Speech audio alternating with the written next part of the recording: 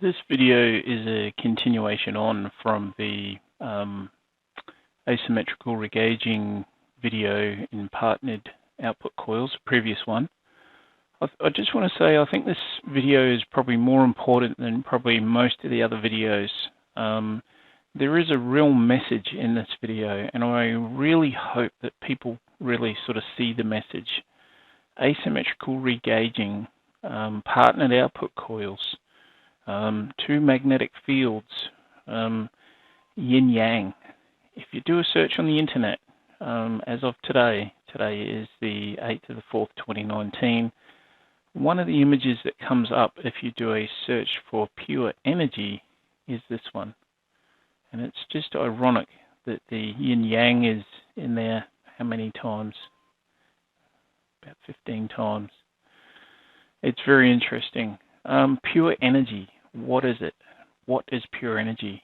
Science currently today tells us that the magnetic field is an abstract field. It's not really there. It's a mixture of other fields. It's something that we don't really see. Yet we know that the magnetic field in a generator is a requirement to generate electrical energy. So what is the magnetic field? What does the magnetic field do? It truly is an electromagnetic field. We have two parts to it. There is a yin-yang to the magnetic field, electric, magnetic, yin-yang. It's two parts.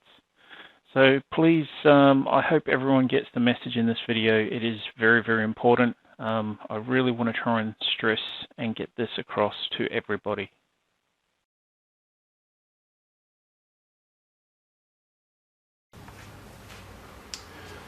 Okay, this is something that I like to look at in coils. For some time now, I've thought of coils as straight wires. You can see here there's two straight wires, the parallel straight wires. The ends are tied, okay, so both ends tied. Okay, if we were to coil this coil up, this wire up, we can see that the terminals would come out, they would be tied. The ends of the coils are essentially the same coil. Now the reason I think of coils as lengths of wire is basically because of the antenna theory. So you can see here that if we were to send a signal in on this terminal over here, then this signal would propagate via a delay to the end of this coil. Okay, so there is essentially, by the propagation delay time, there is essentially a capacity that the coils will hold. Okay, I'm still learning this stuff, so please forgive me if my analogies are not quite right. But essentially at the end of the day, the coils themselves are straight wires. They have a propagation delay from one end to the next. Okay, if the voltage is brought up on each terminal, okay, via an external magnetic field changing in time, okay, and remember, a magnetic field changing in time is analogous to a current changing in time, which would be on another coil not shown, or a permanent magnet, which would be essentially rotating on a shaft. So if an external magnetic field were to change in time in the proximity to this conductor, then the terminals would have a voltage induced on them via Faraday's law, which is d phi dt, or if it's flux cutting, which would be BVL. So the voltage determined on the ends of the coils would be predicted by Faraday's law. And if we were to connect a load to that, then a current would flow. Okay. Now, when a current flows, the current itself also has a propagation delay. Now, the electrons in the wire, an electron, this tiny little electron, has mass. 1 ampere is 6.24 times 10 to the 18th electrons past point P. So say for example this is point P here, and we're sending the electrons in. Okay, so 1 ampere is 6.24 times 10 to the 18th electrons per second past this point. Okay, so we've got a huge mass. Okay, electrons have mass, electrons have a magnetic field, they have a charge, they have a mass as a result. Okay, and we're sending electrons in. Okay, electrons depend entirely on the conductivity of the coils themselves. Okay, without conductivity, we can't have current flow. Current will not flow.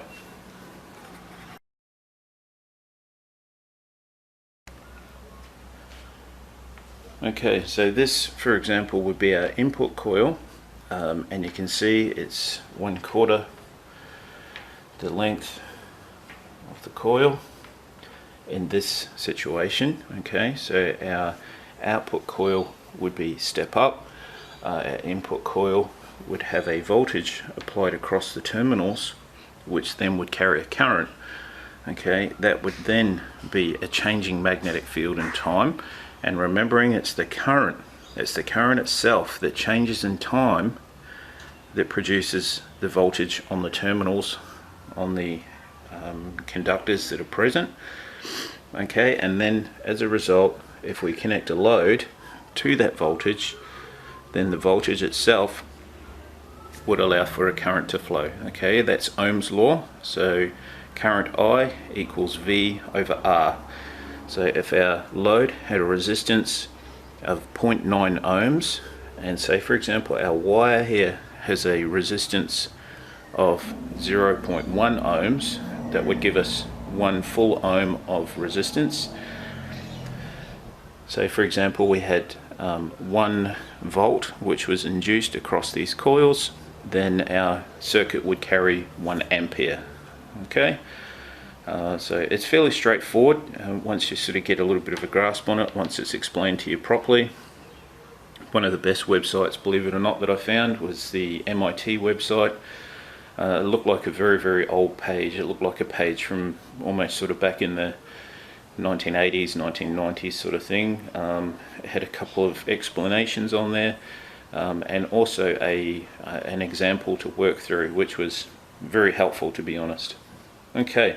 So I want to explain these coils the best I can, make sure that we fully understand what's going on in these coils, and hopefully we can grasp a little bit more what's going on. And remember, parallel wire, as long as conduction is not broken at any time between this coil and this coil, okay, straight wire at the moment, but remember if we coil it up, okay, if we coil it up, then we have a coil which has terminals coming out on the ends.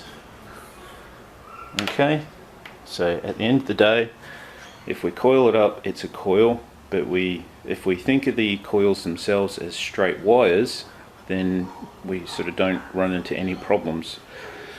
And again, remembering that the ends tied makes this one big coil, and as long as conduction's not broken between either one of these two coils, then the current will flow in the same direction all the time. There'll be no difference in current between the bottom coil, the black wire, and the top coil, the red wire.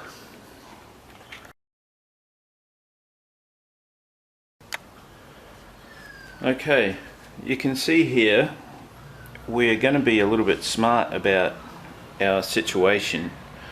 As explained before, we know there's a difference in potential on the ends of the coils from here to here, because our primary coil here has a magnetic field that changes in time.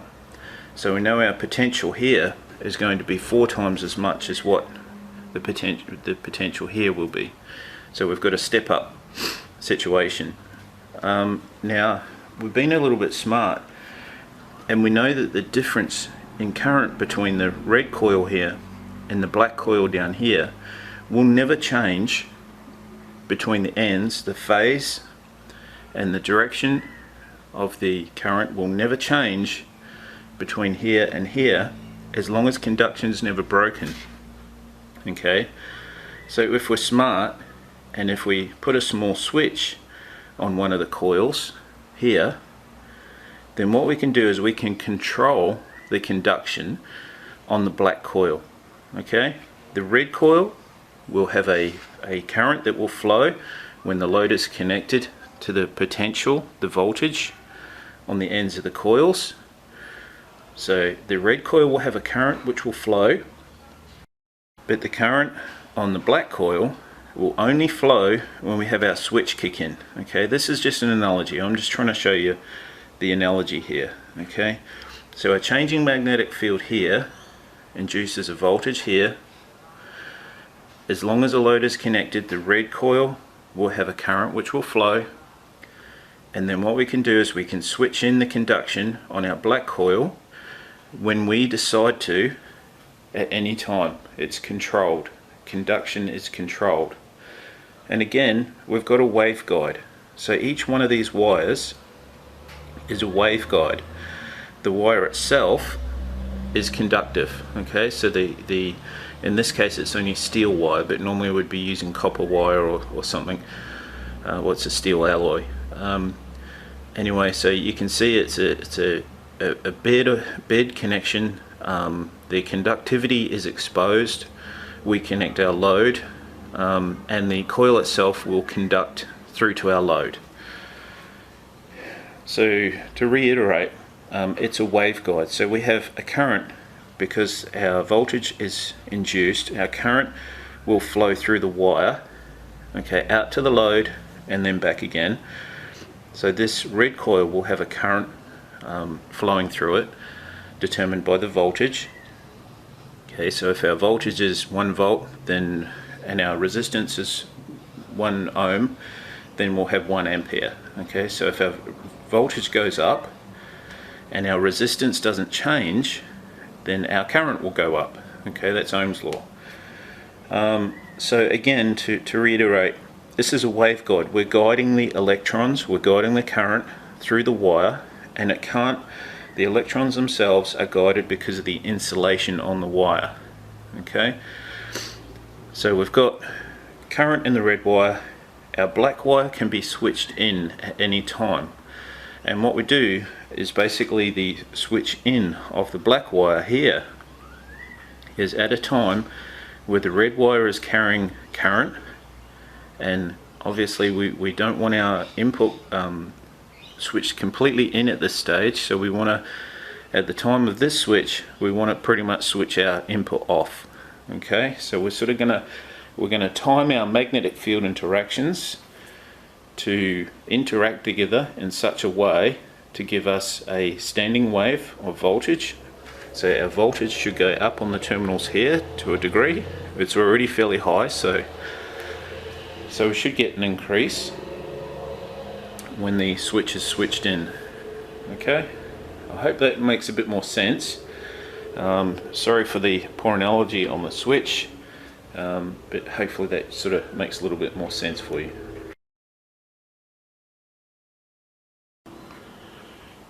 So I just want to reiterate, this is the parallel wire. We've got a thread on our forum, parallel wire or bifilar coil experiment. Personally, I don't like the term bifilar coil. It's confusing and it's used so loosely that it really has no meaning these days. In the situation of a transformer, some people use the term bifilar for completely separate coils. Now, the definition of bifilar is when two wires are parallel and wound parallel all the way down a transformer. Some people use the term parallel, or at least bifilar, in the situation where there's two separate coils sitting in separate spaces on the transformer, and that is incorrect. It's confusing. It's not correct. By definition, it's not correct. So that's the reason for this video. I just want to reiterate a few little points on some of the threads and topics and stuff that we've covered recently, because they are very important to understand, very important to grasp. So I hope this helps everybody. We are making a lot of headway. Some people may not really quite realize it yet, but the way of thinking, as much as anything else, is just as important as as the experiments themselves, doing small experiments, and if the mindset, the way of thinking is not really quite correct, then I have found in my experiments in the past that we make no progress. No matter how many experiments you do, you make no progress.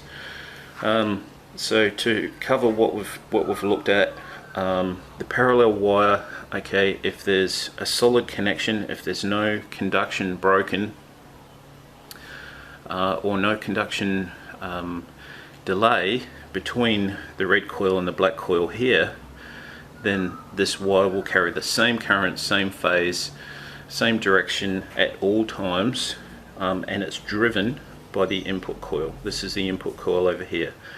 Okay, so the changing magnetic field from this coil induces a voltage on these two coils, and that is a driven force, and it will never change. The reason it will never change is because conduction doesn't change. Okay, so if conduction changes on one or both of these coils, then the magnetic fields and the currents as a result, because they're analogous to each other, then the currents will change between these two coils. And remember, in the situation where the conduction doesn't change, the current will always be in one direction on both coils. Okay, but when the conduction changes, if we time it right, we can have the red coil carry a current that way and the black coil carry a current that way. So we can have opposite currents. And thus we see the gains that we see in the Mr. Prever experiment. We see it very efficiently, okay, because our input coil is switched off at the right time. We have a very short pulse which gets the voltage on the terminals up. Our conduction is timed in such a fashion that when the voltage is at peak up here, then these two coils switch in and it will push the voltage up even a little bit more normally on the terminals because the interactions, and thus the currents will change, will be equal and opposite between the two coils, and thus as a result the current that's on the red coil will be supported by the black coil. So they'll be equal and opposite, so one will support the other. Okay, and it's very important to sort of think like that, because if the black coil doesn't support the red coil, then the red coil will effectively carry very little current, will carry what's sort of already flowing in the coil, and will not see a gain. Will not see a gain in current. So the current will stay the same.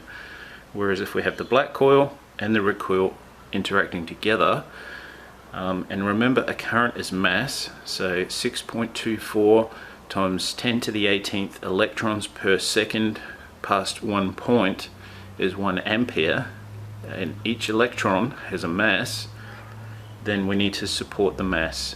Okay, and the mass in the red wire is supported equal and opposite by the mass in the black wire, because we have one current in the red wire going that way, one current in the black wire going the opposite way.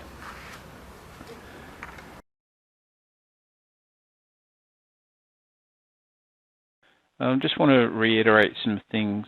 Current and the magnetic field are analogous to each other. So anytime we have a current in a coil, the current will automatically have a magnetic field which will be in the opposite direction. So if current is moving that way, we can use the right hand grip rule to say that the north pole will be out this way, south pole out this way. So analogous to each other, they are effectively the same thing. One creates the other. I started this thread some time back, impulse pressure wave, and I want to use the analogy that an impulse pressure wave is the magnetic field.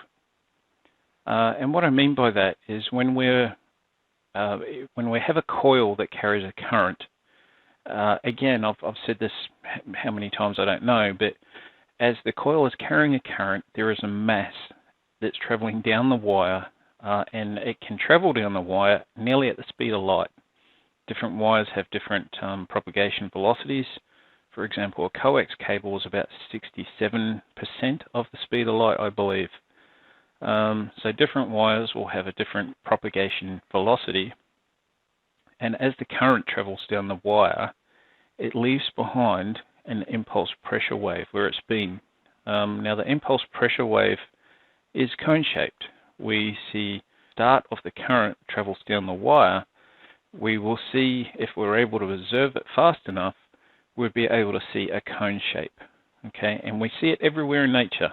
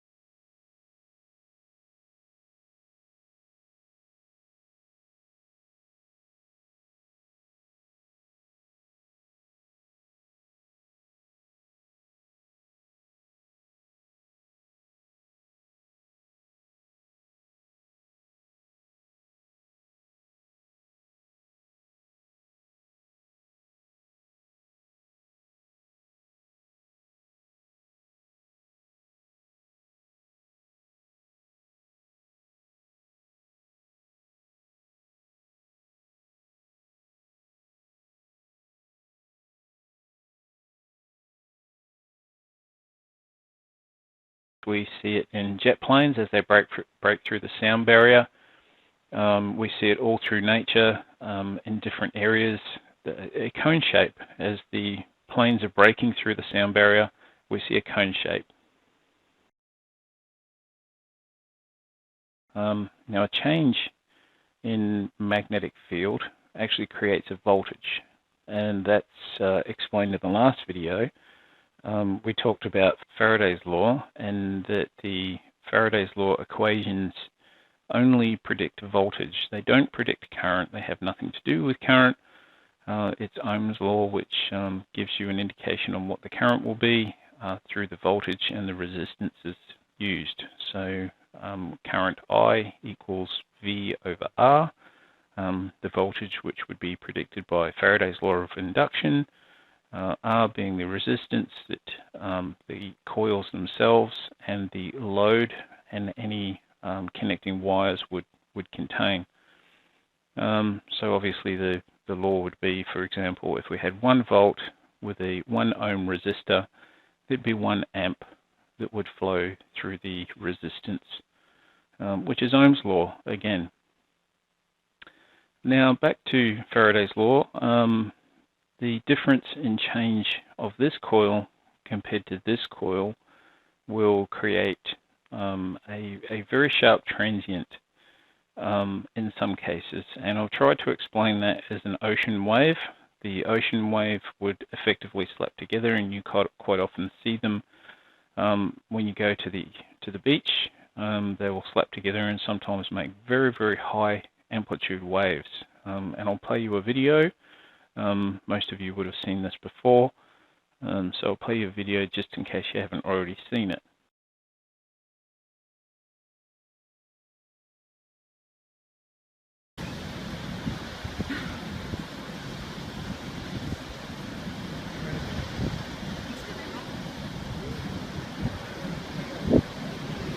Nature is so dramatic, isn't it? Very dramatic. Wow. Wow. Like symphony.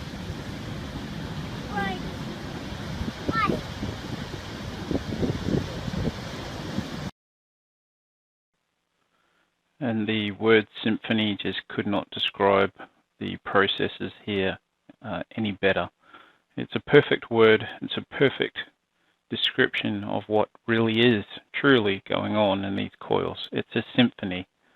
What we're doing is we're bringing into resonance, into magnetic resonance, the two partnered output coils, this one here and this one here, with a timed delay in conduction. Okay, so the time that the coils take to get to their peak voltage before the two coils slap together very hard and create the big wave that we saw just in the previous clip, which is caused by this coil. So the input coil here brings up the potentials on the coils as quickly as it can, but within reason. We don't want to go too fast. We want to find the perfect frequency. What we want to do is we want to make the interactions between these two coils pretty much do what we saw in the video. It's a perfect description. Anyway, what I want to do is I just want to very quickly share just a brief description of one of my machines, my early machines. It was a MEG type of arrangement. What I had was two coils situated on the end, forming like this. Anyway, the inductance of those two coils was 3.64 millihenries. So they're only, they're reasonably few turns. There's not many turns on them. These turns are many, many more than that. Anyway, the resonance frequency that I found on that machine was 50% duty cycle, believe it or not. That's one of the duty cycles I used, which was standard default at that particular time. Anyway, I found a resonance at 1.2 kilohertz, so it was low frequency. There's none of my machines are up around 2, 3, 4, 5, 600 kilohertz. I don't see the need to go up that high. In the 1, 2, 3, 4 kilohertz or even lower. You don't need to go up that high, and adjust your duty cycle. Quite often with some of these machines, the duty cycle on the input, you can get away with a very, very, very short duty cycle in the middle. And again, it's just a case of just getting up your potential on the coils, getting them up as high as you can, and normally as quickly as you can, so there is an interaction between the two coils. So what we can see here is the voltage, and the vertical axis is the current. Now, in between here and here, this is the region that it takes for the coils to conduct and slap together. So what we're sort of looking at is we're looking at the difference in time as per the voltage. So the faster the voltage grows in time, the quicker the slap together. Okay, so conduction up here, where in this case I've been sticking with the MEG guys lately because of Tom Bearden's death. I just want to honor Tom Bearden and give him some credit. I think Tom Bearden was a great man. But anyway, back to the point. This is a TVS, and the MEG team just recently, well, a few years ago, released a video, and they were saying that they had a TVS in the machine, which is similar to JLN and its MOV in its curve, so the VI curve. So back to the point, the time that it takes. So this is the time of voltage increase. So the faster the voltage increase, the faster the conduction, okay, of the coil. And these things conduct it. This is the clamping voltage. So VC clamping voltage. And what I mean by clamping voltage, if this transient voltage suppressor is placed directly across the coil, okay, what will happen is at this particular point in the coil, it will short circuit, essentially. So the coil itself will become a short circuit. Okay, so what we're seeing, again, if we go back to our images, is we're seeing on this coil over here, a sudden conduction in in voltage and current. And remembering, current is really what we're sort of dealing with here. The current is the most important thing. We have essentially a waveguide. Okay, the electrons can't pass the conduction, can't pass the insulation. Okay, they travel along the conductor.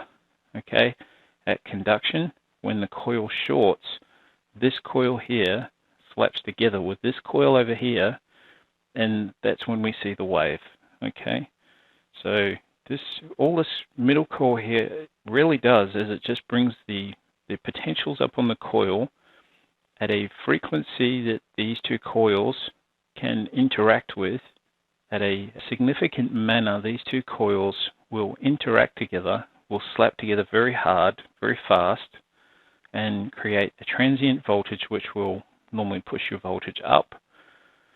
Depending on your polarities and windings and all that sort of thing, it would normally push your polarity up, and then you'll get opposite currents, which is what we've investigated for quite some time now. If you see Mr. Prever experiment, as far back as Don Smith, as far back as Floyd Sweet told us exactly the same thing. He even gave us the equations for it. You can go through on the Mr. Prever thread and sort of read all that stuff. So this creates a transient. As a result, the coils will oppose, magnetic fields will oppose, depending on how you have the wiring and everything hooked up on the coils. You will see a significant increase in the output. So it was only low frequency. I don't recommend high voltage. Stay 1, 2, 3, 4, 5 volts on the center coil here. Definitely step it up, because you do need to step it up. I've noticed that some of the coils, if they're not stepped up, you just don't get the same effect. You need to do a sort of a step up configuration to get the voltages up. And the voltages really come back to the image that I showed before, this image here. You have to get the voltage up to get that linear decrease. Okay, but not too high. Don't need to go silly. We're not looking 10,000 volts. Go a couple of 100 volts. If just protect your scope, protect your equipment, or even 50 volts. 50 volts. Some of these TVSs that you can get these days, they conduct at 50 volts. So clamping voltage might be 50 volts. All you need to do is go up to, say, 55 volts. Get them to bang together. The coils, once the coils bang together, you will get the linear decrease, which is considered to be magnetic resonance, where the coils interact at their maximum potential, and that will increase over time. Okay, and that's when we need the asymmetrical regauging, and that's the most important thing. This really comes back to what we sort of tried to learn about for so long. Asymmetrical regauging, we've seen it everywhere.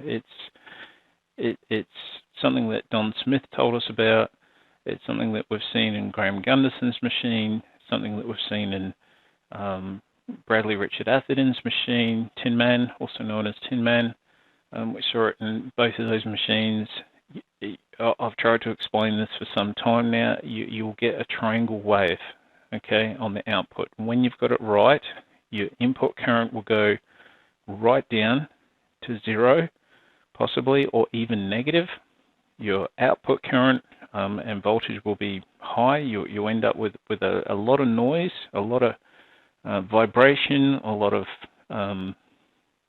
you'll know when it's working. You'll know when you have a machine working, because it's so obvious, and when you're moving into it as well. You can see your input will slowly drop down, your noises will start increasing, and it's quite an exciting effect. It's quite exciting to see. You're sort of seeing a machine that you've brought to life, if you like. It's really interesting. It's really cool.